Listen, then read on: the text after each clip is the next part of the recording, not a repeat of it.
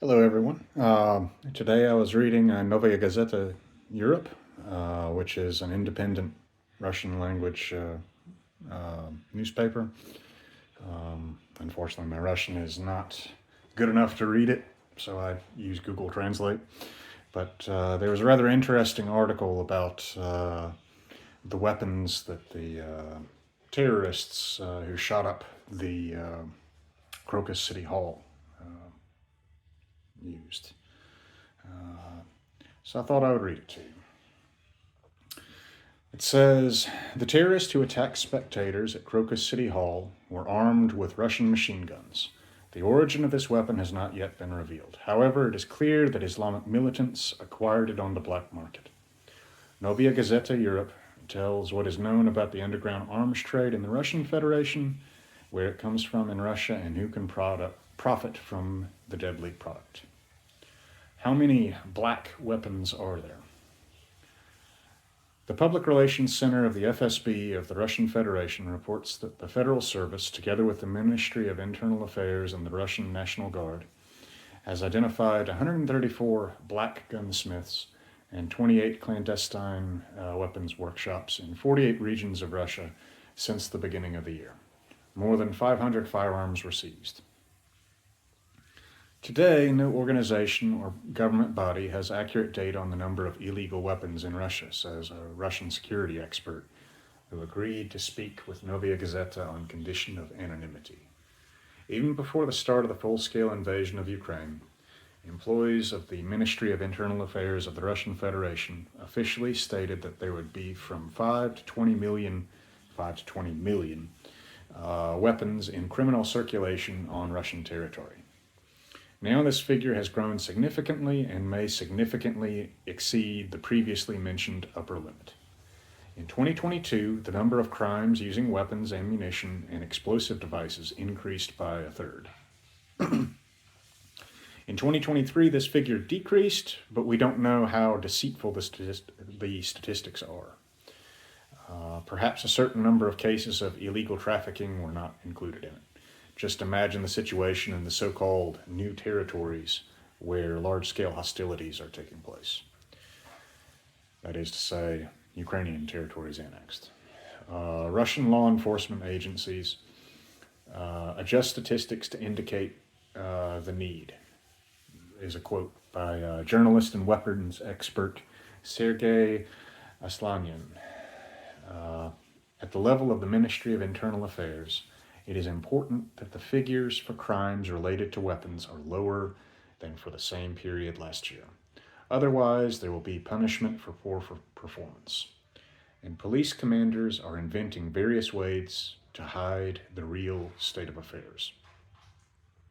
Several criminal cases become episodes of one, and some investigations end in nothing. And now the generals are receiving bonuses and new rewards. And as a result, officially registered murders in Russia are no more than 17,000 per year, but more than 90,000 people go missing. And every year there are about 90,000 unidentified corpses, which interest few people. Where does it come from? The leadership of the Russian Federation stated that there was a flow of weapons into the country from abroad. Thus, according to Vladimir Putin, weapons illegally enter Russia through the territory of Ukraine. The Russian expert claims that since the beginning of the full-scale invasion of Ukraine, the first place among the sources of the criminal arms market in Russia has been the transportation of guns from the Special Military Operations Zone. As with any hotspot, for example, from the Caucasus during the Chechen campaigns, a steady influx of weapons began from Ukraine back in 2014, which were lost during the fighting, stolen from army supplies, taken from the corpses of the dead, or obtained as trophies from the enemy. These are thousands of unaccounted for trunks. As a rule, we are talking about Kalashnikov assault rifles with cartridges for them, machine guns, and hand grenades. But sometimes you come across Western models with which the Ukrainian armed forces were armed. in areas where fighting is taking place, weapons cost pennies, and sometimes they are simply exchanged for useful things such as food or alcohol. Entire gangs are arriving from Russia in the new regions, trying to organize channels for the illegal sale of weapons and ammunition.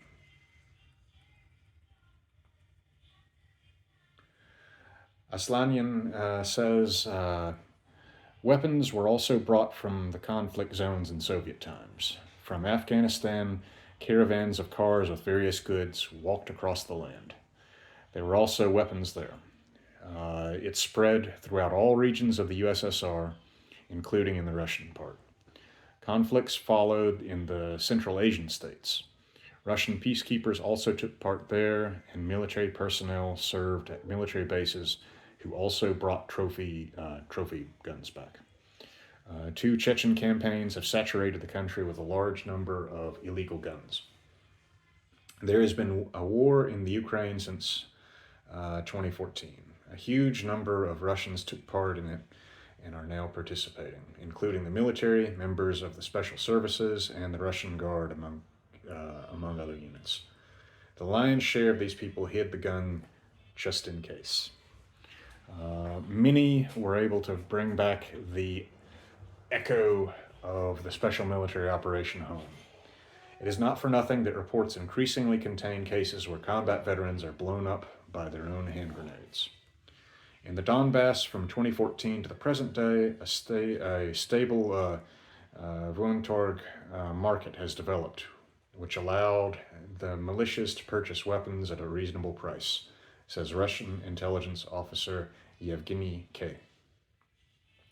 It was not difficult for either Mozgovoy to buy a rusty howitzer and ammunition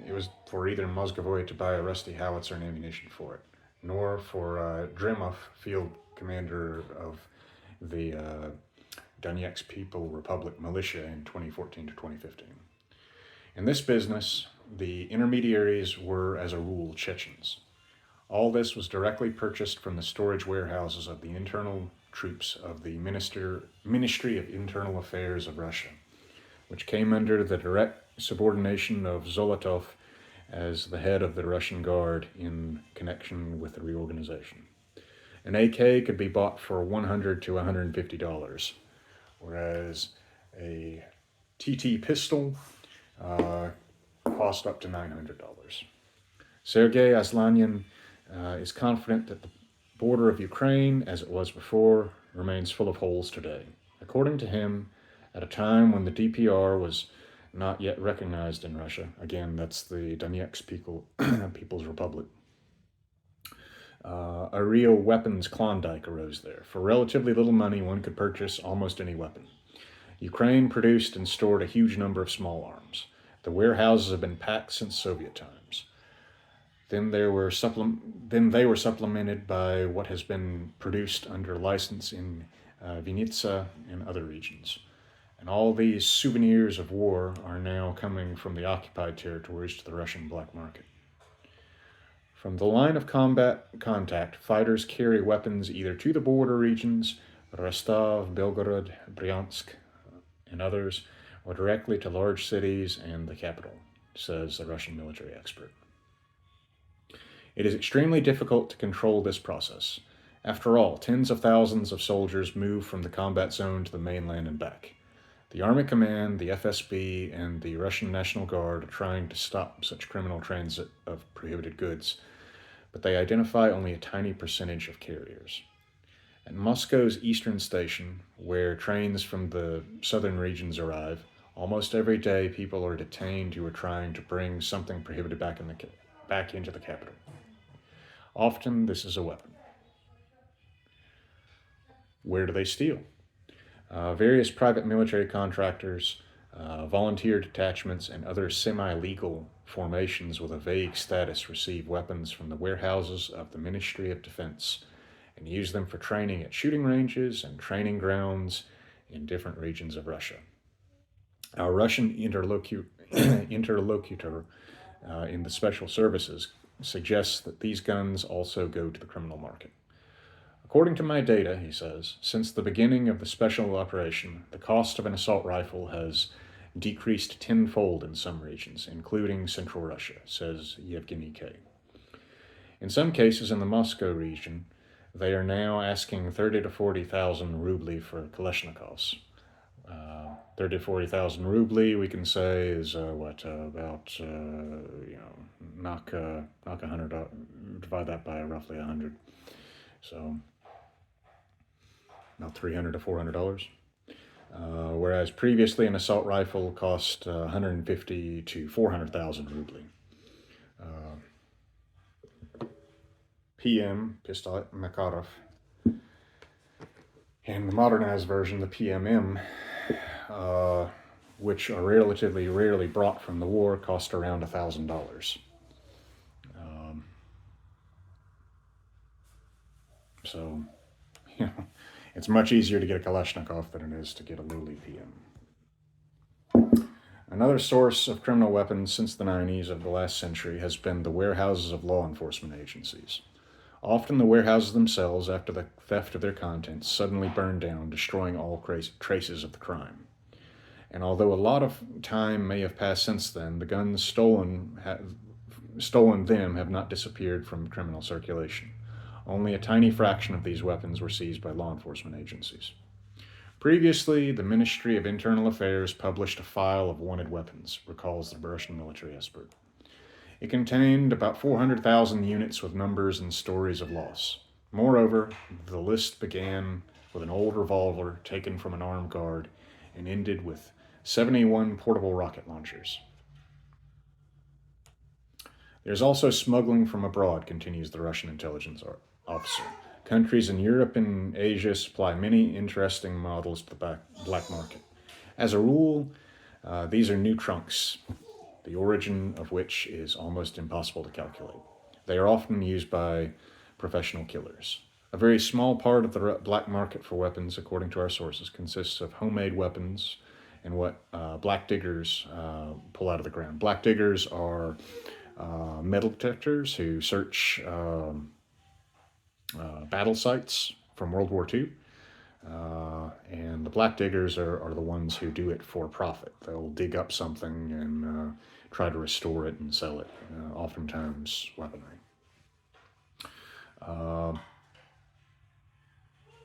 The number of weapons obtained in this way that are in working condition tends to be a mathematical error. They're mostly very rusty. The black diggers have practically stopped supplying the market with World War II models suitable for real shooting, says an employee of the Russian Special Services. It's very rare to find something in working condition. How do they trade? In Russia today, you can illegally purchase almost any type of weapon, including foreign models, like this Turkish Sarsılmaz 9mm, says the Russian expert. There is a steady demand for illegal weapons in the country. Accordingly, a stable supply appears. Today's Russian law enforcement officers are virtually unable to fight the shadow arms market. They close small underground workshops, arrest craftsmen converting civilian weapons into military weapons, or imprison black diggers looking for weapons left over from the Second World War on the field of long-defunct battles. Sometimes the police manage to identify a stream along which guns come from the war or from abroad, but these are relatively small numbers. It's good if you manage to catch one professional seller out of 100. The arms trade occurs through a chain of intermediaries or on the darknet. The customer pays in Bitcoin and receives instructions on where to pick up the disassembled weapon. As a rule, various parts are hidden in several places. It's interesting that not long ago in Russia, the company Daddy's Toys completely openly sold barrels for combat pistols, says Sergei Aslanyan. But it is the barrel that is the most difficult part of the small arms from the point of view of manufacturing. The rest, if you have the production base and skills, can be made in an artisanal way. This organization participated in all gun shows, and they sold them in boxes. Most often, I should note that handguns are entirely illegal for civilians in the Russian Federation. No, not entirely, but almost entirely illegal. Most often, individuals or small fry guys who buy, transport, or sell dangerous goods are caught and subject to criminal prosecution. The security forces who are in charge of this and who are part of the criminal business remain on the sidelines. On the black market, there is a serious danger of running into a scam from law enforcement agencies, notes Sergei Aslanyan. As a rule, the first people you meet on specialized forums and shady online stores are going to be either FSB or police officers. But with due care and diligence, anyone can find a real underground seller. We will not give advice on how to do this correctly.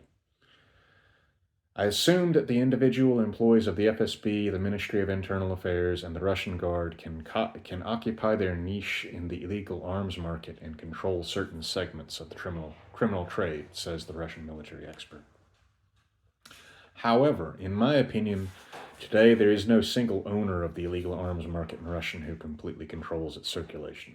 For many years now, there has been no business in Russia, both legal and illegal, that is not under the control of the security forces, says Aslanyan. And illegal arms trafficking is a huge amount of money. Most likely, most of this market is supervised by the special services and the Russian Guard. After all, experience shows that specialized units cover their own types of criminal pie. Traffic cops participate in car thefts, anti-drug police officers and FSB officers transport prohibited substances, and the authorities responsible for the fight against illegal guns sell them or receive bribes from such trades. Who owns it? According to intelligence officer Yevgeny K., a large number of illegal weapons settled in the Caucasus after the war. He recalls that during a raid by Chechen militants into Dagestan in 1999, local residents who stood in the way of the invasion took out thousands of machine guns and carbines from caches. Every family living in Siberian villages, as well as in the far north, has at least one gun, usually unregistered. When a 7.62 millimeter caliber cartridge for the Pepe Shah submachine gun converted into a hunting carbine appeared in Russian arms stores, they were immediately swept off the shelves, says Aslanyan. That is to say, ammunition for the Tokarev. Moreover, no one practically bought the carbines themselves. The fact is that the cartridge is suitable for the TT pistol, which is traditionally very popular on the black market for weapons. Many Russians have kept such a relic in their families since the Second World War. Millions of guns lie in the caches of bandits and members of organized crime groups, adds our source in the intelligence services. Sometimes very interesting samples of small arms are confiscated from Russian raiders and gangsters, including special forces weapons, silent pistols, and machine guns, models that are not shown at exhibitions. But most often we are talking about the PM, the TT, and Kalashnikovs of various modifications. A shortened version of the AKSU, which could be worn under a long raincoat, used to be particularly popular among criminals. Currently, crime bosses have legal armed guards, and various private military company commanders generally move around the country with entire arsenals. As far as one can judge, large flows of smuggled weapons can come to Russia from China, says Aslanyan. First of all, such weapons are acquired by the Chinese themselves, tens of thousands of whom live illegally in Siberia, the Transbaikal territory, and the Far East. These migrants are involved in illegal hunting, illegal logging, drug trafficking, and other illegal activities. Local residents are often very of them, and in conversations accuse them of killing hunters who disappeared on the taiga. It's worth mentioning separately about the de facto legalized trade in premium weapons in Russia, says the Russian expert. They offered to pay me to purchase a premium pistol. As a rule, this is a Pistolet Makarov or the fully automatic APS Stechkin machine pistol. For $10,000, anyone receives both the pistol itself and the award documents from it. According to rumors, for $100,000, the barrel will be presented in a solemn ceremony by one of the leaders of the state right in the Kremlin in front of television cameras. Since many people in power and security forces in Russia have service or award weapons, Their statements that Russians have not matured enough to own and carry short barrel weapons like pistols looks at least strange. Pistols are available to a select few, but it is dangerous for the serfs to arm themselves from the point of view of the authorities. One has only to remember Deputy Hinstein, who was discharged from the army due to mental illness but still received an award pistol. Or a well-known political figure, former first deputy speaker of the State Duma from the United Russia Party, Lyubov Sliska, who had 2 award pistols. They were both stolen from the desk drawer where the deputy kept them in flagrant violation of all laws. An ordinary person would be severely punished for this, and Sliska was simply handed the 3rd one. It turns out that there is no equality in the matter. This service is on the market because there is a demand, says Sergei Aslanyan. Award pistols issued in Abkhazia and allowed to be worn in Russia were confiscated during searches from many crime bosses killed in disputes between businessmen and officials involved in corruption crimes. What to do? The only effective way to combat the illegal arms market, according to our interlocutors, is to legalize the trade, ownership, and carrying of military weapons, including short-barrel weapons. The only effective way to reduce the black market is, in my opinion, to legalize the ownership and carrying of short-barrel guns in Russia, explains Sergei Aslanyan. Every mentally healthy person, after testing and training, should be able to buy a pistol. Illegal gun trafficking will be reduced, and people will be able to protect themselves from owners of illegal weapons. 49% of terrorist attacks in Israel are prevented by peaceful but armed citizens. In the United States, he continues, mass shootings occur as a rule only in places where the carrying of weapons is prohibited, the Russian expert concludes. If there had been at least several hundred armed people out of the more than 6,000 spectators in Crocus City Hall, the terrorist would have been destroyed at the very beginning of the attack. By the way, officially registered hunting weapons among Russians are extremely rarely used to commit crimes. I thought this was a very interesting, insightful article, as are many on Novaya Gazeta. Novaya Gazeta they tend to skew a little bit towards the left, but I was pleased to see what is a fairly balanced view of the arms trade, illegal arms trade in Russia, and especially the advice they give on how to stop the illegal arms trade. The advice to stop the illegal arms trade is the same as the advice to stop the illegal drug trade. And that is, if you legalize it, then the incentive for smuggling and things like that simply disappears. On the flip side, if you criminalize it, then you are opening the door for gangsterism. So, hope you enjoyed it. I may do other times when I read interesting articles like this. I do keep a very close eye on opposition-minded Russian media.